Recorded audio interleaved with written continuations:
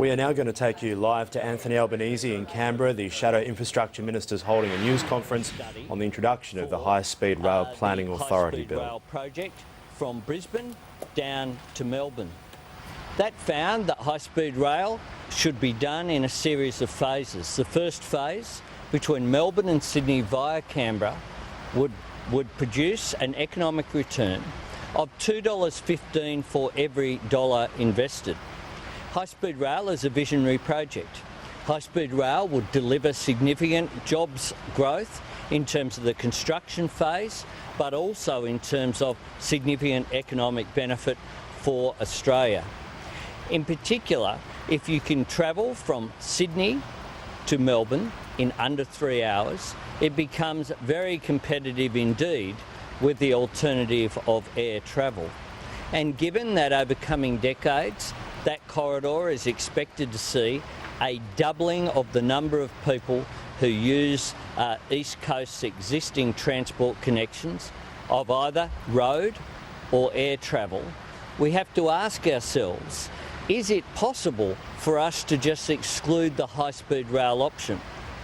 Now, at a conference just 2 weeks ago of the Australasian Rail Association, the new Minister, Warren Truss, said that he was supportive of high-speed rail. Well, in order to do that, we must both create and anticipate the future. We do that by making sure that the first step is preservation of the corridor.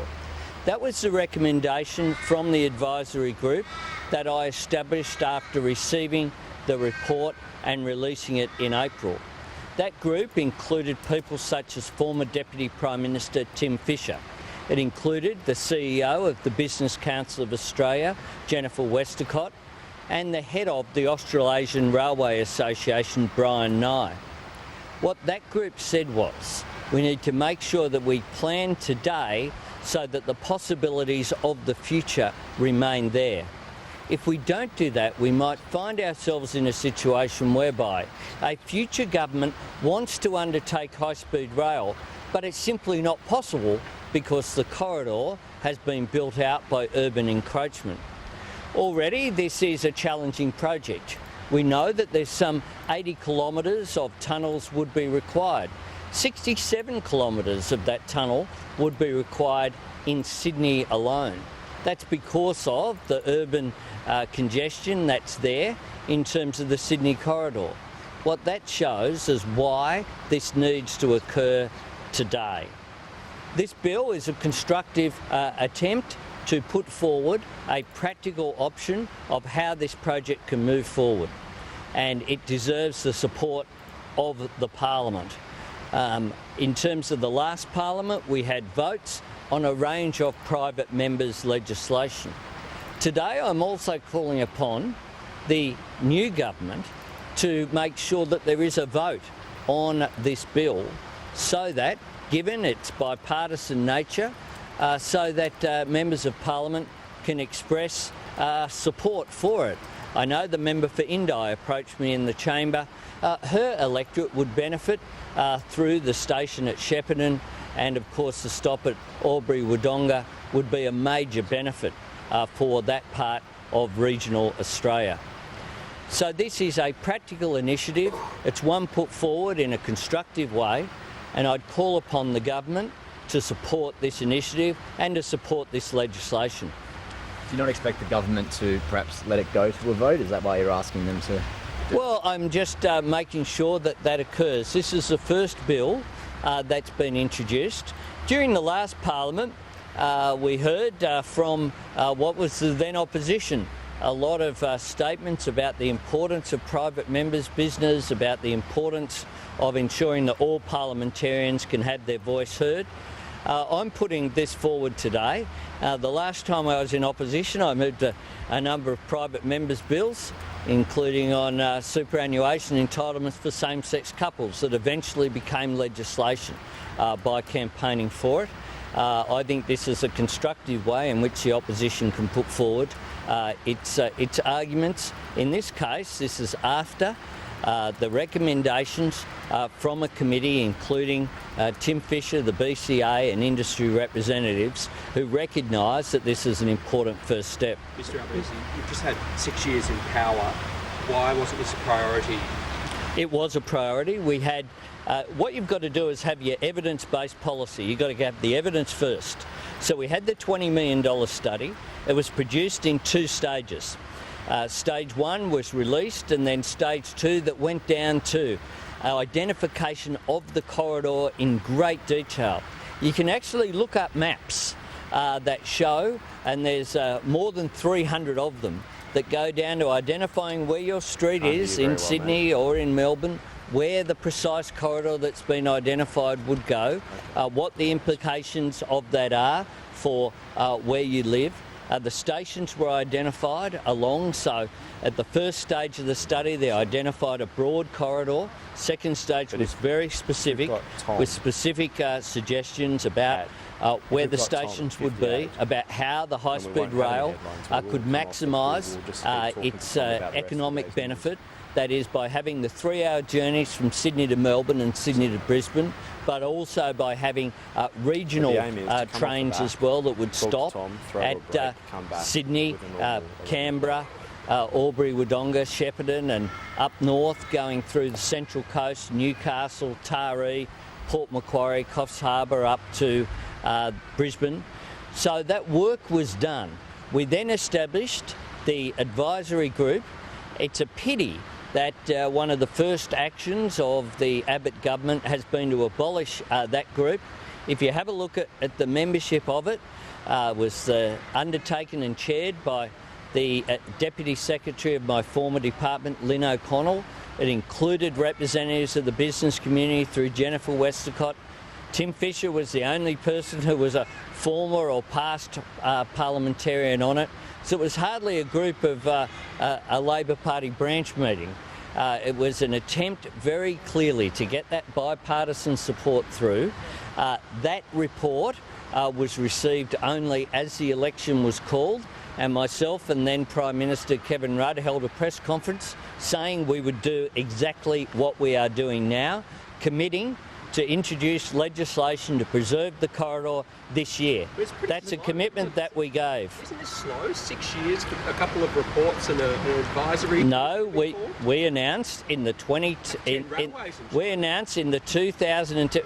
China has slightly different environmental proposals and the way that an EIS happens, and how if the Sydney Morning Herald wants to endorse the EIS process of China, then I look forward to you doing that in a consistent way. Is this just a way of driving a wedge between the Nationals who want it and the Libs? No, we're doing exactly what I said we would do when myself and Kevin Rudd stood there.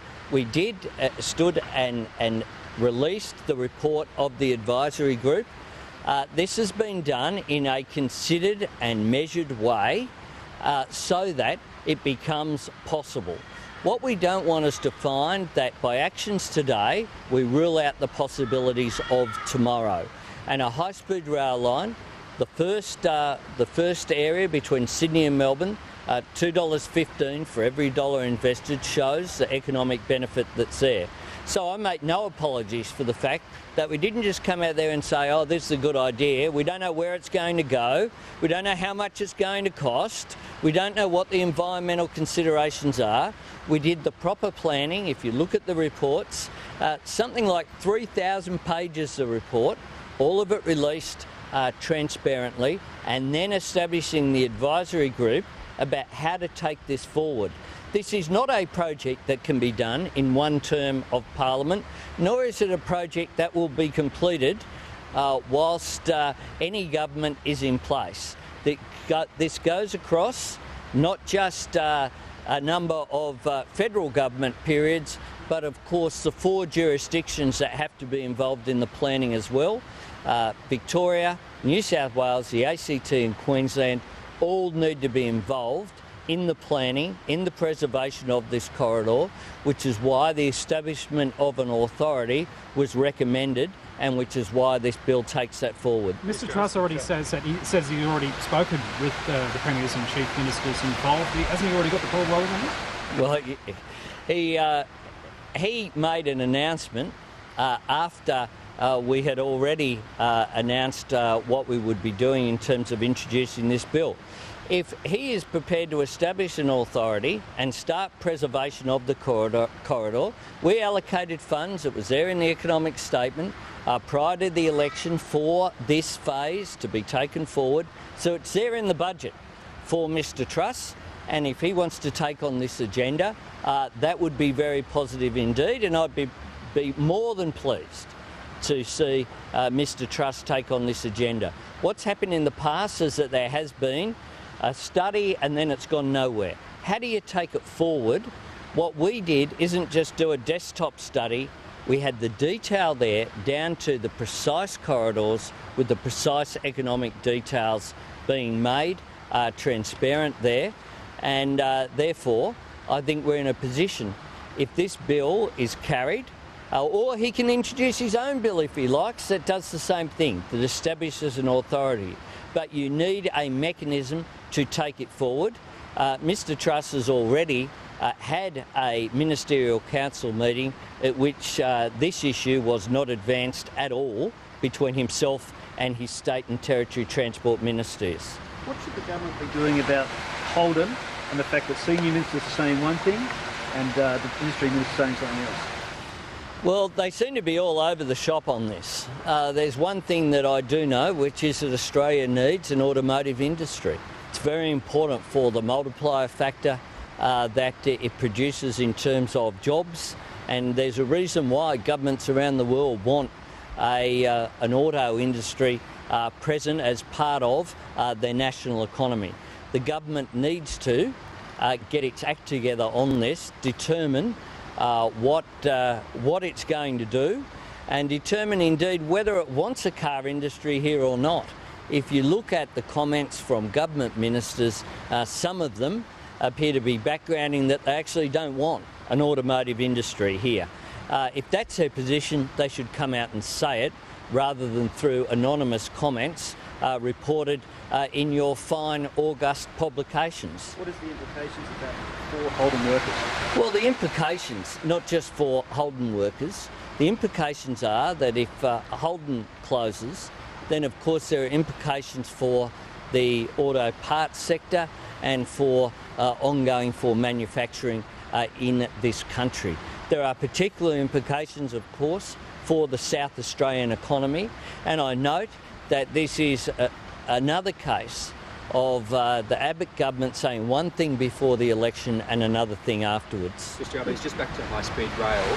We know you're very good at going across and talking to your opponents and getting deals done. Are there any senior people in the Liberal Party? You mentioned the member for Indi, she's obviously independent. Do you have any support, do you believe you have any support in the senior levels of the Abbott government? I think there is significant support for high-speed rail.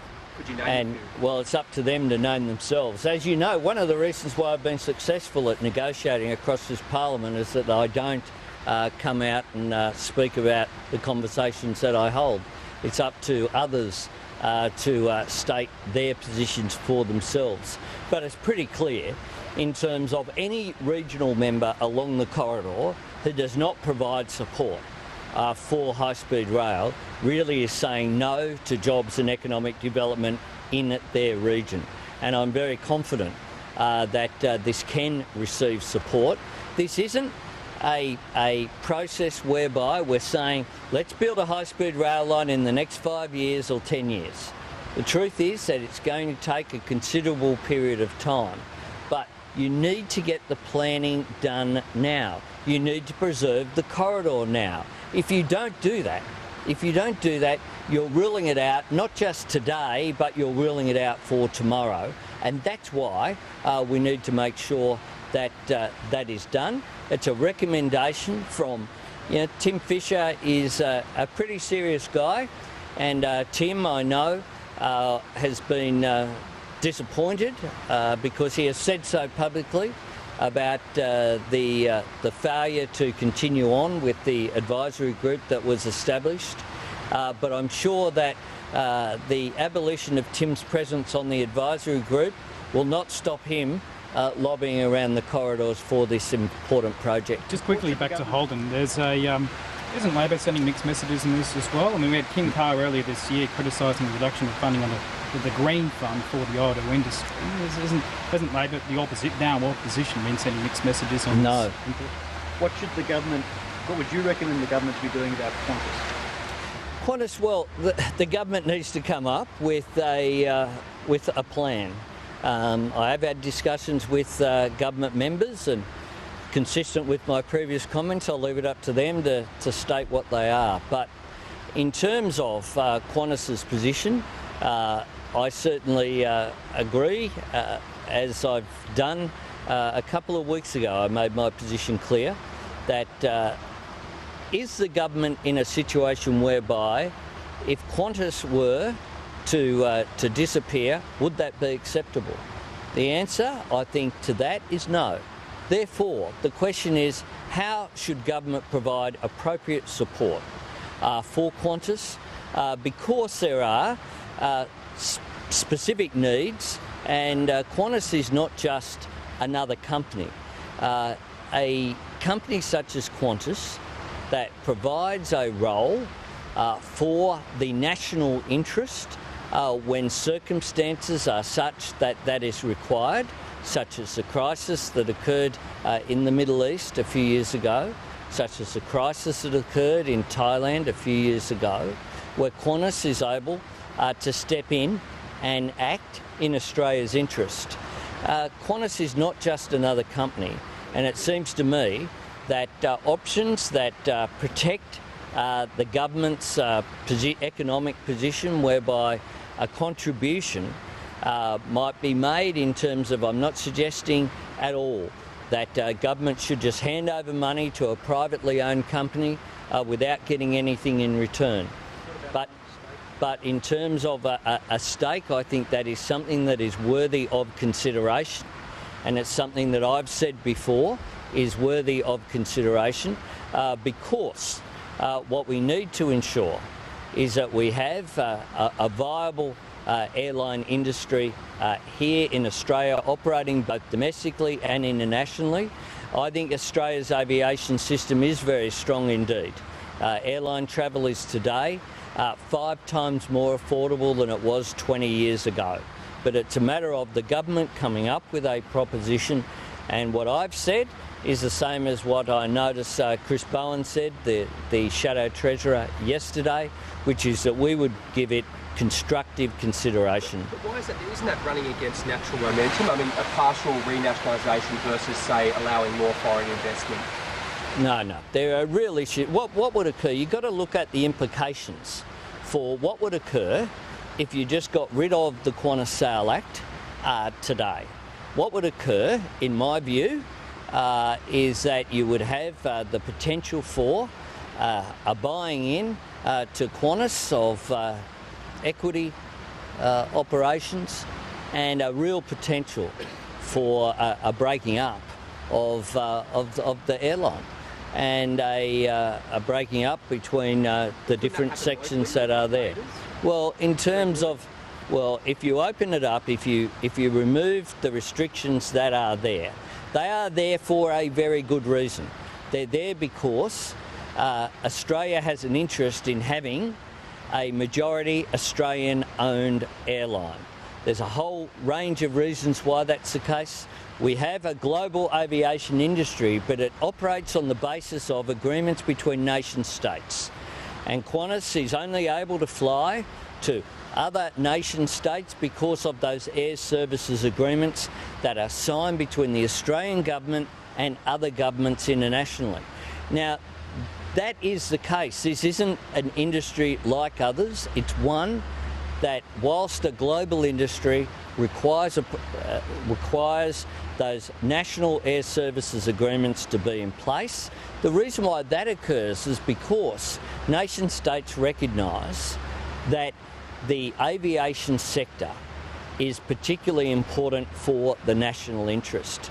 That's the case for other countries. It's also the case for Australia, and the government needs to act in the national interest and needs to come up with a practical proposition around these issues. The NBN strategic review is out this week. What do you think? And that is Anthony Albanese in Canberra. You can continue to watch that on Multiview. Press red on your remote. The shadow